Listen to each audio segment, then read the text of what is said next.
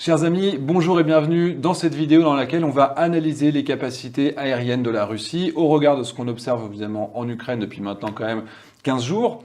On a la chance d'avoir, allez, on va t'appeler l'expert. Expert. Ce qu'on constate aujourd'hui, c'est une très faible effectivement activité de la chasse russe dans le ciel, des missions qui sont essentiellement limitées à l'appui-feu rapproché des colonnes russes qui avancent vers leurs différents objectifs. Donc, tu vas dire, hein, les assauts aéroportés, donc avortés, et le tir d'armes stand-off, donc de missiles de croisière à très longue portée par l'aviation stratégique russe, la Dalnaya Aviatsia, donc les DA hein, qui frappent depuis l'espace aérien russe.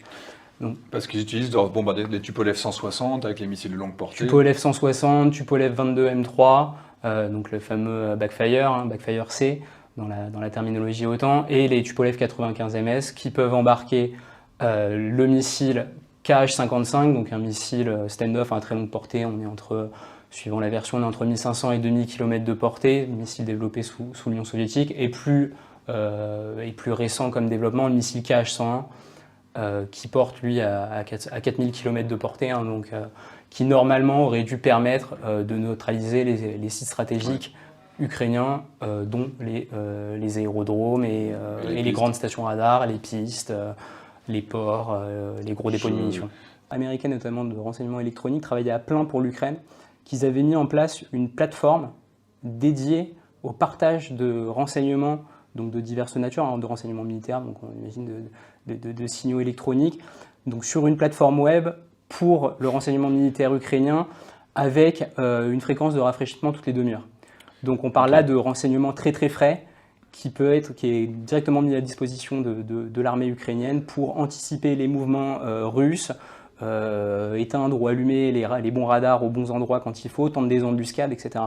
Et ça, c'est extrêmement létal pour les colonnes russes et l'activité aérienne russe. C'est une des raisons du coup qui explique que les Russes ne peuvent pas voler en haute altitude. Cette capacité pour les Ukrainiens de persister et d'avoir toujours cette menace qui persiste. Alors, l'absence d'évolution en haute altitude de l'armée de l'air russe, elle s'explique de plusieurs manières. D'une part, effectivement, il y a cette activité anti-aérienne évidente qui les force à voler bas pour ne pas se faire accrocher par les radars. D'autre part, il y a aussi l'emploi par les différents appareils d'attaque russes, donc les Sukhoi 34 principalement, hein, les fullback, de munitions non guidées. Il faut voir qu'à l'heure actuelle, on n'a toujours pas eu une seule image d'emploi de munitions d'emploi général guidées par l'armée de l'air russe. Ils utilisaient sur ce théâtre. Okay, sur ce théâtre. Quand même en Syrie. On en a vu effectivement en Syrie, mais il faut savoir même qu'en Syrie, lors des opérations, c'était l'emploi de munitions guidées, donc de CAB 500, de CAB 1500, guidées par laser, était assez anecdotique sur la masse totale de... Même les kits qu'ils peuvent mettre sur les bomblis s'ils ne les ont pas utilisés massivement. Tout à fait. Donc on a clairement des avions de génération 4.5 qui utilisent des bombes d'il y a 60 ans, quoi. C'est ça, des Fab 500 conçus dans les années 50 et sa version à sous-munitions, la RBK 500, meurtrière pour les civils. Hein, on parle là d'une bombe donc, de 500 kg qui contient en fait 258 sous-munitions anti-chars et qui sont larguées en environnement urbain assez souvent en fait. Sur les immeubles, ouais. Sur les immeubles, absolument. C'est bien, ça va être utile. Sauf que quelque chose dont on se rend compte et qui arrive assez fréquemment, c'est que du fait de la faible altitude d'évolution des appareils russes, les bombes n'ont souvent pas le temps de s'enclencher.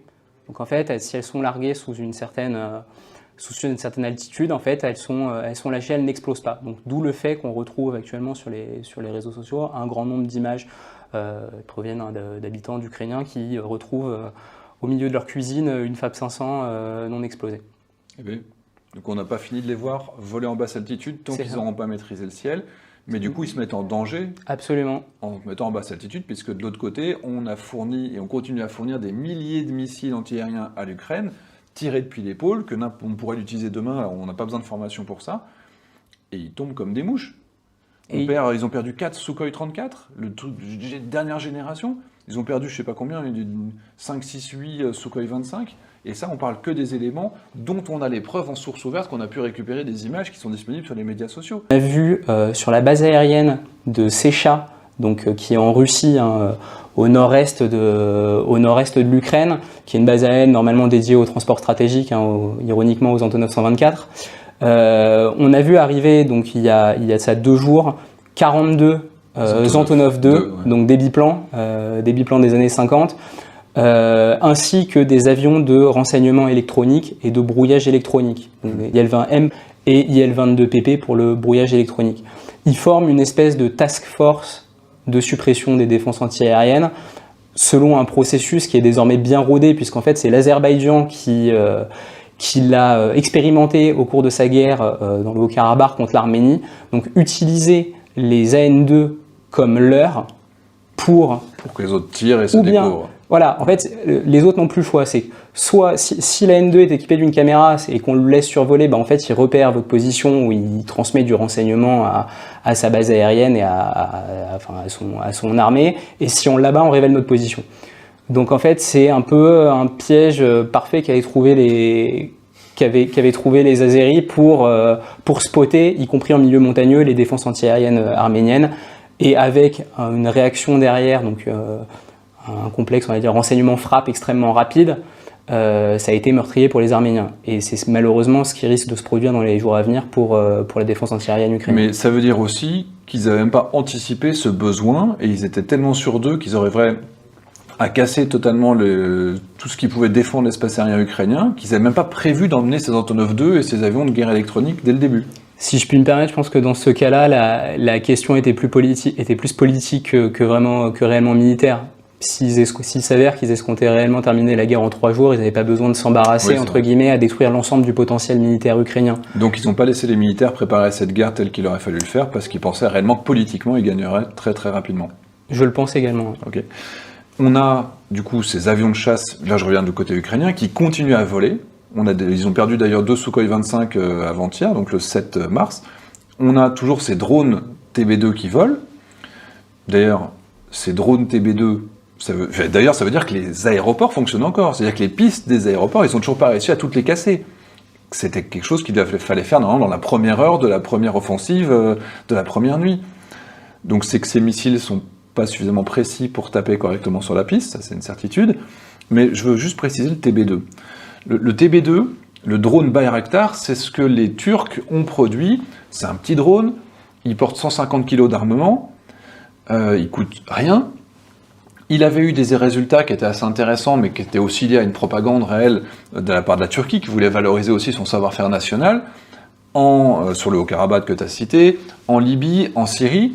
Et les Russes disaient, ouais mais là-bas, c'est parce que ces pays-là, ils avaient des versions précédentes du Pantsir, etc. Nous, vous inquiétez pas, on a fait des munitions rôdeuses, on a mis à jour nos Pantsir, ça va être génial, on va les abattre comme des mouches.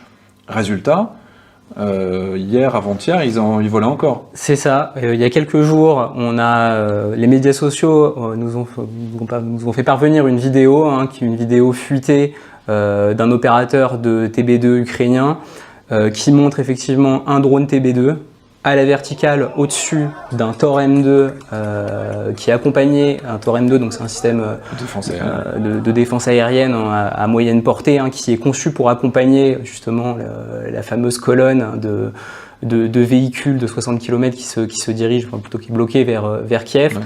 Il était à la verticale, il a été détruit sans riposte, alors qu'il se trouvait dans l'enveloppe de tir également des S-400 positionnés sur le sol biélorusse. Et on peut raisonnablement imaginer que le TB2 a pu retourner à sa base et poursuivra ses missions dans les jours à venir. Les Turcs ont continué d'en livrer. D'ailleurs, pour le S-400 n'a pas été capable d'intercepter les missiles balistiques qui datent pareil des années 80, qui sont tous tombés sur la base aérienne d'une part de Milerovo, donc qui se situe dans l'oblast de Bryansk, donc quand même assez loin. En Russie, qui a détruit d'ailleurs 2 Sukhoi 30 SM effectivement sur le tarmac de la base aérienne, mais également du côté de la mer Noire sur la base aérienne de Taganrog, qui a abrité donc des Ilyushin 76 de transport. Ils ont perdu un Ilyushin 76 probablement. Mais on a surcoté le matériel russe. On croyait que c'était génial et finalement le S-400 il n'est pas si fort que ça, ou c'est normal d'avoir des trous dans la raquette? Ça paraît aberrant, je veux dire, le S-400 c'est le truc absolu, ultime, que tout le monde croit qu'est le meilleur système du monde. Un missile balistique prévisible, facile à voir, des années 80, 60, c'est pas incroyable. Tu te prononceras pas? Je me prononcerai pas sur ce système-là. Je veux pas faire de mal à Rosso Boron Export qui va suffisamment avoir de difficultés à exporter. Et d'ailleurs bien justifié. On a vu le SEAD, on a vu la protection aérienne. On voit aussi, ça donne l'impression, certes, là, hier ou peut-être avant-hier, ou d'ailleurs c'était aujourd'hui, ils ont annoncé qu'ils avaient fait décoller quand même plus d'avions. On l'a vu parce que par les communications, le renseignement, mais en source ouverte, permet de dire qu'ils ont essayé de faire décoller un peu plus d'avions le même jour. Donc c'est quand même d'intensifier, le SEAD on l'a dit. Mais qu'est-ce qui explique, et même en Syrie on l'observait, les avions russes, ils volent par paire. Tu te disais, là, en Libye, on avait des dizaines d'avions de chasse qui travaillaient les uns avec les autres, coordonnés, efficaces. Pourquoi est-ce qu'ils ont que 2 avions à la fois en Ukraine et partout ailleurs ? Tu as déjà apporté un élément de réponse, c'est effectivement donc, la culture opérationnelle russe qui privilégie effectivement le vol par terre, y compris en Syrie. En fait, on le voyait, effectivement, il y a eu quand même des dizaines de bombardements aériens menés par des Sukhoi 34, des Sukhoi 25, des hélicos, etc. Mais en fait, ils évoluent par paire. Pourquoi ? On peut se poser la question. En fait, ce qu'on est en train de se rendre compte, c'est de l'incapacité des Russes à gérer des opérations aériennes complexes comme peuvent le faire les planificateurs et les opérationnels dans l'OTAN. On se rend compte que malgré le fait qu'ils disposent d'AWACS, donc les A50U, que ceux-ci sont déployés donc depuis la Biélorussie, donc ils sont bien opérationnels, ils n'arrivent pas à gérer la complexité du champ de bataille. La complexité du champ de bataille, c'est quoi ? C'est des dizaines de chasseurs qui évoluent en même temps sur un espace donné. Il faut gérer également les tirs de lance-roquettes multiples qui font des cloches et donc qui s'inscrivent dans cette logique-là de gestion du champ de bataille aérien, les tirs de missiles balistiques, la défense antiaérienne ennemie, l'artillerie, les radars, éventuellement les appareils de renseignement électronique américains qui lorgnent la frontière, etc. Et on se rend compte qu'en fait, la Russie est dans l'incapacité de gérer cet environnement-là. Et ce qui pose... Mais c'est matériel ou c'est de l'entraînement ? C'est plutôt, moi je dirais que c'est plutôt de l'entraînement. Alors d'une part, il y a le manque d'entraînement général des pilotes de chasse russes, qui est notoirement inférieur à ceux de... Une centaine d'heures versus, on va dire que la norme de l'OTAN serait à 180 heures de vol par an. Donc on est notoirement en dessous. C'est une centaine d'heures, on est même probablement en dessous parce que la centaine d'heures, c'est une moyenne qui est en fait pour l'ensemble des forces aérospatiales russes, qui inclut les pilotes d'hélicoptères qui volent plus et des pilotes de transport qui volent aussi plus. Okay. Donc pour les... Ouais, ok, ça encore pire, d'accord. Et accessoirement, ils n'ont pas de simulateur avancé, aussi avancé qu'on a sur les Rafale, les F-35 et tous les autres avions. Et on a effectivement, ils n'ont pas la chance d'avoir Thales, ils n'ont pas de simulateur, ou très peu, ou en tout cas, visiblement, ils passent peu d'heures à s'entraîner là-dessus. Et disons que ça, associé à l'environnement dans lequel le manque d'entraînement, associé au manque de capacité de coordination, et en fait à un facteur psychologique qui est la peur et l'auto-inhibition générée par la présence de systèmes antiaériens ukrainiens, et le fait qu'il en reste encore beaucoup, plus les manpads, fait qu'en fait la chasse russe s'auto-restreint dans son emploi. Et tu vois une porte de sortie La porte de sortie qu'on peut imaginer, c'est en fait une multiplication. Alors pour eux, à court terme, c'est de multiplier les opérations de suppression des défenses antiaériennes donc ukrainiennes de manière en fait à regagner en confiance, d'éliminer le facteur, la menace, une partie en tout cas de la menace solaire, pour pouvoir, comme j'ai dit, regagner en confiance et pouvoir un peu multiplier les vols d'attaque de leurs appareils d'appui au sol ou de bombardement. Et est-ce qu'ils ont suffisamment de munitions de précision pour pouvoir voler plus haut ? Parce que là, ils volent bas aussi parce qu'ils veulent utiliser leurs munitions non guidées, mais on sait qu'ils ont des stocks qui sont faibles. Est-ce que réellement, une fois qu'ils auront fini de taper tout le SEAD, enfin tous les radars ukrainiens, est-ce qu'ils pourront réellement voler plus haut ? Ou finalement, ils vont continuer à rester bas et se prendre des manpads ? Et c'est là une des surprises un peu du conflit, c'est que tandis que la culture effectivement occidentale est désormais passée au tout guidé, ne tolérant plus, d'ailleurs les pays de l'OTAN visant à réduire au maximum possible les pertes civiles, les dommages collatéraux, ils n'emploient systématiquement plus que des munitions guidées. C'est pas du tout le cas dans la force aérienne russe. Ils s'appuient principalement sur des stocks pléthoriques datant de l'Union soviétique, donc c'est les fameuses Fab 500, Fab 250 également, enfin toute la gamme de munitions non guidées russes.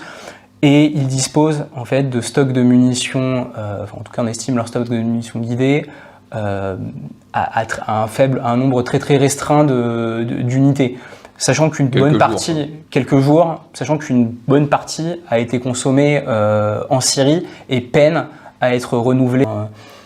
Donc, à moins qu'ils changent de dimension et qu'ils aient caché leur capacité à gérer des missions complexes, à moins qu'ils trouvent des tas de munitions guidées dans les prochaines semaines, à moins qu'ils arrivent enfin à taper toutes les défenses aériennes de haute altitude ukrainienne, ça va rien changer là. Non, on assistera peut-être à effectivement un accroissement modeste du nombre d'appareils de combat russes au-dessus de l'Ukraine. Mais en fait, dans tous les cas, leur activité restera principalement tournée sur les appareils d'attaque autour des missions d'attaque, donc les Sukhoi 34 et les appareils d'appui-feu, les Sukhoi 25. Il faut savoir que dans la doctrine soviétique et dans la doctrine russe, il y a une vraie spécialisation des appareils et donc des missions. Les appareils d'attaque réalisent des missions d'attaque et les appareils qui sont marketés comme multi-rôle, donc les Sukhoi 30 SM et les Sukhoi 35 ES, qui sont pourtant de facture récente, qui sont vendus d'ailleurs comme des appareils multi-rôles, sont par culture stratégique en fait uniquement utilisés pour des missions donc, de supériorité aérienne par l'armée de l'air russe. Donc il est peu vraisemblable qu'on assiste réellement à beaucoup de missions de bombardement par des Sukhoi 30 SM. D'ailleurs, il semble qu'ils aient essayé, alors je ne sais pas si c'était une interception ou une mission de bombardement, ils ont essayé récemment au-dessus dans la région de Kherson, vers Mykolaïev, donc un peu plus à l'ouest. C'est un appareil, un Sukhoi 30 SM de la marine russe, donc du 43e Homme Chab de Saki, dans la péninsule criméenne, qui s'est fait abattre ce week-end par un système solaire ukrainien. Et on a retrouvé effectivement, le crash a été confirmé puisqu'on a retrouvé la carcasse qui a été diffusée sur les médias sociaux. Et les pilotes ont d'ailleurs été capturés puisqu'on les a identifiés à leur combinaison orange. Et oui, c'est ce que j'allais dire, parce que toi, tu es capable de reconnaître à qui ils appartiennent juste à partir des fringues des pilotes qui ont été récupérés. Donc, on n'a pas n'importe qui face à nous. Merci. Écoute, je pense qu'on a fait plus ou moins le tour de la question. On peut te suivre quelque part, t'écris d'ailleurs un petit peu avec nous dans Air et Cosmos, donc ça c'est déjà chouette, on espère que ça va continuer. Peut-être envoyer vers ton LinkedIn ou des choses en commentaire, on va voir, je vais mettre plein de choses en commentaire de cette vidéo pour aller voir comme ça Antoine pour le suivre. En tout cas, il contribue également à cette carte collaborative qu'on continue à faire, il fait partie des super équipes qui bossent avec nous sur ça, et ça c'est un grand plaisir, et donc encore merci pour cet échange. Peut-être qu'on fera un petit bilan dans quelques semaines, voir comment les choses évoluent. On fera ça, ça marche. Allez, merci à toi. Les amis, à très bientôt. Et puis on met tous les commentaires.